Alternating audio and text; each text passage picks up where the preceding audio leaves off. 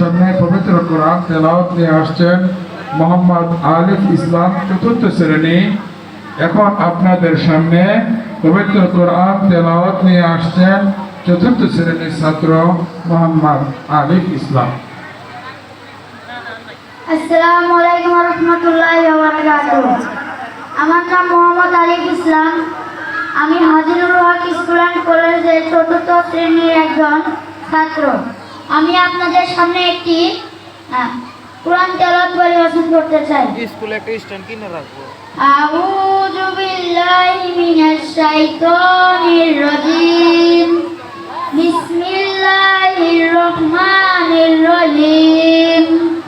والضحى والليل إذا سجى ما ودعك ربك وما قلى وللآخرة خير لك من الأولى ولسوف يؤتيك ربك فترضى ألم يجدك يتيما فآوى ووجدك ضالا فهدى ووجدك عائلا فأغنى فأما اليتيم فلا تقهر وأما السائل فلا تنهر وأما بنعمة ربك فحدث।